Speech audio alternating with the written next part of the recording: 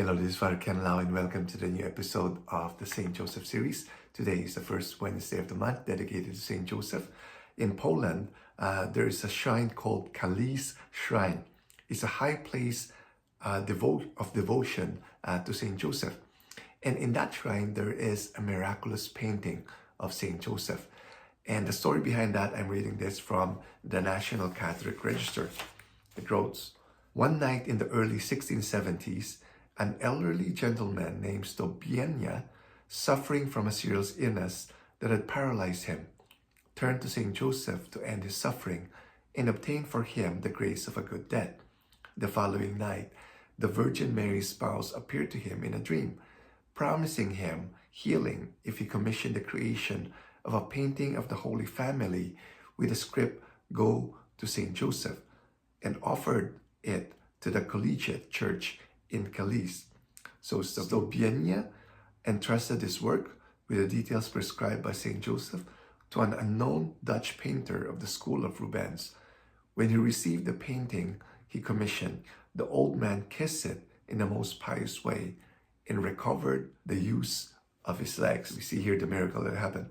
Soon after the installation of the painting at Kalisz, graces began to abound, with the first to benefit from it being certain Stanislaw Bartokowski in 1673. Okay, so there's a healing again that happened there. So the spiritual meaning of the miraculous painting.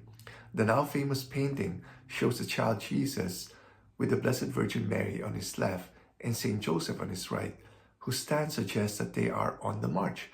This movement, initiated by St. Joseph, symbolizes the return of humanity, redeemed by the cross, to God. Just above them, the Holy Spirit is represented, in accordance with tradition, by the dove, above which sits God the Father. The main theme evoked by this work is that of fatherhood, with the theological message that through following God the Father, St. Joseph, whose virginal fatherhood is represented by the white lily he holds in his left hand, is also a father to all the souls that inhabit this world. By clasping St. Joseph's forefinger, the infant Jesus accepts his role as a guardian, educator, while by molding Mary's thumb, he recognizes her function as a mother, adding that the way they both hold Jesus by the wrists and not by the hands serves to indicate a supernatural revelation. Along with the Holy Family depicted horizontally, the Holy Trinity is also present in the vertical dimension of the painting. The theology of this painting is very rich. Father Krasuski said, it favors adoration and contemplation. So I hope you get a chance to go to the Kalisz Shrine in Poland and see this miraculous painting and ask for any healing. You know, I'm sure St. Joseph would hear your prayers. In the next episode, I would share with you another miracle that happened through the intercession of St. Joseph in Kalisz Shrine. God bless. The living saint, Jesus, Mary, Joseph, we trust in you.